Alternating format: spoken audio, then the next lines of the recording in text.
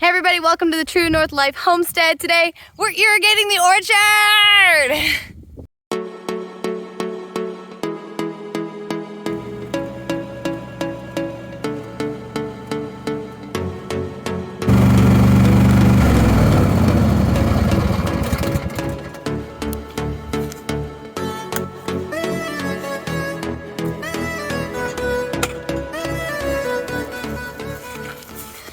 Okay, so let's see, let's go down here. We're setting up the irrigation on the trees. So what we've got set up here is that I'm trying to go through 2 trees. So I've connected 2 shutoff valves to some funny pipe, flex pipe, funny pipe, something like that. I'm not really sure. So that we can turn the trees off and on as we need them. Each individual tree is going to need a little bit different. I know in the spring it floods in a couple of different places here, so we're going to hopefully be able to change up which ones need which water, so we're not overdoing it. We get the best fruit possible, very consistent watering, very key for good fruit. We're going to go ahead and attach this to the 2 of them here so that we've got our Granny Smith on one end here and then our Macintosh is on the other.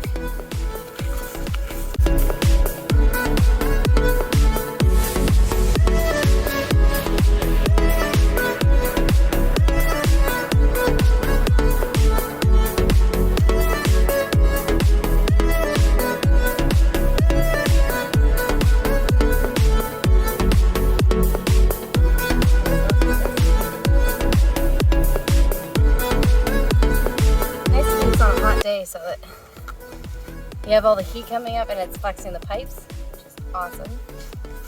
So the idea is that we want kind of a tighter circle around the base of the tree and then a little bit larger. But I also want this spout to be close to the base of the tree so that we know that it's underneath the fabric and it's underneath the mulch and all that. We don't have to worry about hitting it with the lawnmower. This we can bury underneath the ground and it'll be good to go. Move over to the other one. There we go. So this one on this side, you can see it's already technically hooked up to the irrigation on the other side. So over here it goes off to the other side, so there's already a shutoff valve. This is just the easiest way to change from one of the type of pipe to the other, so that's what I've been using. But I'm going to stick this guy kind of in the middle as well so that we can push it on that one a little bit. And on this one, so I'm going to go about here, head into this guy.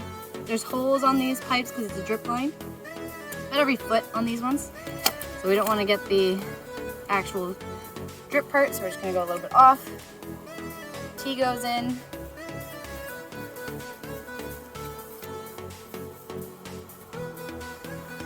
This end, connected there, and that's it. So that tree, that's 2 trees irrigated. So here we've got our Granny Smith that's connected to our Macintosh because the Granny Smith is a pollinator for Macintosh. We got a couple other here around. I've got a Bosc pear too that's leafing out that I got to get going, so we'll move over to that one. Alright, so this is a little bit of a better example. So this is our Bosc pear here that we just planted. So I left this guy a little bit too long, so I'm just going to go ahead and cut it. I'm just using a pair of garden shears. It's not exactly ideal, but it's what I've got at the moment, so that's what's going to happen. From here, we're going to grab our shutoff valve. This is honestly the hardest part of the irrigation, is just getting everything into where it needs to go. And the black pipe I find is the hardest to work with. There we go, that's good enough. And then we're just going to need a little bit of the pipe that doesn't have any holes in it, just to connect our teep and our end here. So you can see this goes a lot easier. Just wiggles on like that. T-bit. Again, just wiggles on.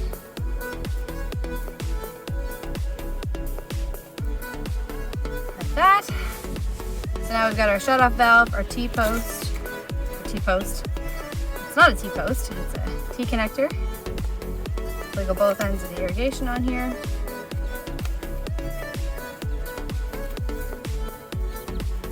Drip line. Bam. Another tree set up. And then I've also got landscape staples here that I'm just gonna use. So again, kind of want this shut up out close to here, but I'm going to wrap, we want one close, and then one a little bit further away. The drip line, this one's gonna be a little bit more figure 8 kind of style, but that's just gonna bring the roots out a little bit farther, keeps our shut-off valve nice and close so that when we want to turn things off, we know we're not gonna hit it with a lawnmower as we go by, and ta-da! That's 2 trees done. We've got 3 more to do. Whew, wind's picking up a little bit, that feels nice. All right, so I'm just gonna give you guys just like a top view of what's going on here. We're doing a lot of work in the orchard this year because it's something that I kind of started on last year, but I didn't really focus on because I was getting the garden up and going. And I added a few more trees this year, and I wanted to make sure that, you know, okay, now that if we're gonna be really serious about this, I mean, not that more than, you know, 10 trees isn't serious, but we added those extra trees, and I took a moment and said, you know what, before I go crazy and I add the extra and the extra and the extra and the extra, I should stop and come back and do a better job with what I have. So we're going over. So this is one that we just irrigated here today. See that down at the bottom? So the idea is that we're going from a main line that runs all the way from the house, this giant thick black pipe that's kind of sitting out of the ground there. We're running it into a black pipe that's smaller. It still doesn't have any holes in it. Into the irrigation, which before it looks like that. So you've got a couple of loops around the bottom of the tree. There's a shut-off valve there, so it's got some drip line. It goes from looking like this to, you know, this is kind of a mid-stage. Everything's at a different stage here. So we've got landscape fabric, a border edge on it so that we can come in here with the tractor and everything. We don't have to worry about hitting anything. All of our drip line shut-off valves are gonna go inside the area that'll be covered up with mulch. I know it's the same color, but you know, at least we know it's safe and in here, and then we'd find it later if we need it.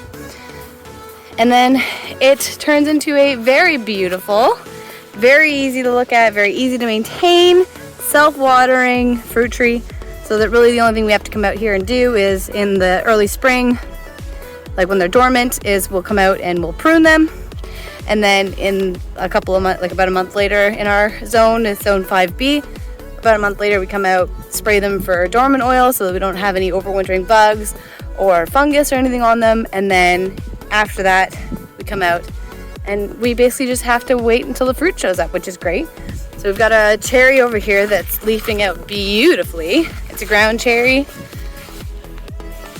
It's a bush type cherry instead of the tree. This one's a Juliet cherry. So hopefully we'll be able to see some fruit off this guy this year. But fingers crossed we didn't get any fruit from him last year.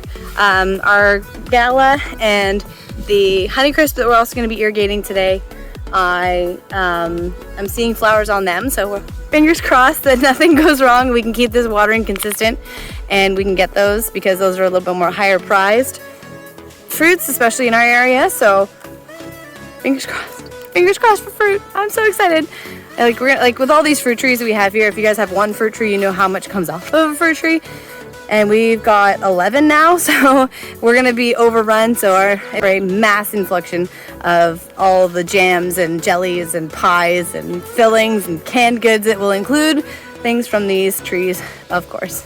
Having said that though, we do need to take care of them. So let's head over to the Gala and the 2 Honeycrisp that we just got. We'll get those irrigated and ready to go. I'll show you behind me. So here's our main orchard with all the trees that we just fixed. So there's the Bosc pear that we just planted right there. This big tree behind me, whoop, this is coming out. So this isn't staying here because the only place that I could find dirt is basically right in the shade of it. So I'll show you. Hi Gary. This is Gary, our tractor. He's awesome. So this is our one of our Honeycrisp here, and then you can see in the shade right there is another Honeycrisp. We need to take this giant tree down, and then I want to take this one out here too, just to make sure that these guys are in full sun all the time. He's not in shade all day. He's getting the afternoon sun at this point, which is great, but it's not ideal. So we're going to pull this giant tree out. Then we don't have any root competition from him as well. But for those of you who've been watching the channel for a while, you know that we don't have any soil. And I say that, and what I really mean is that we have like this much soil on our property. Where the trees are planted now are the where I could find the most. But right here, just so you know what I'm talking about, that right there, that's bedrock. So when I say you can literally see bedrock on our part of our property, that's where it is right there. It's not covered. This is just where the water from the springtime washes it out, because we have a little bit of a river that comes through here, drains onto our neighbor's property, which is really, really pretty in the springtime. You know, you get like a nice little bit of a flow. The trees get a nice flush of water, and it doesn't stay long. It's flowing water, so it's almost like they're underground hydroponic for the springtime, which is great. So they're all good where they are. They're up a little bit higher. There's a little bit more soil. Every time I've come in and brought it in, you can see the mounds of dirt that are around everybody. So we've had to bring it up and plant them in a little bit more mounded dirt, which is good. But it makes for a bit of a problem because we have this whole big field behind me. You can see all this space here, and where this black line, this black pipe runs, is down where I wanted to plant all of our trees. So I was hoping to have like peach trees and apricots and all this kind of crazy plums and blah, blah, blah down that side. But when I came in and tried to plant these guys, it was impossible. I was so disheartened. I was like, okay, there's no soil, and I just bought all these trees. What the heck am I gonna do? But my dad fortunately has a little bit of a bigger John Deere with the backhoe on it, so we were able to come out and do a little bit more digging. I just wasn't strong enough to get into that clay and break up that soil myself. Thankfully the machinery is, so we were able to come in and do it that way. But these guys have a happy home that they're going into today, and let's get them watered.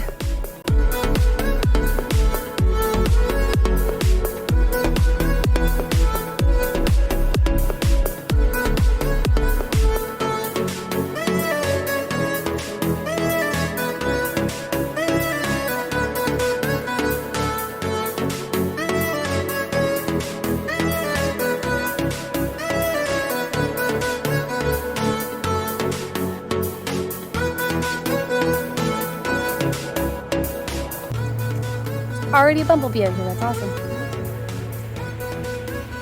I'm just gonna Teflon tape this stuff too, so we hope we don't have any leaks.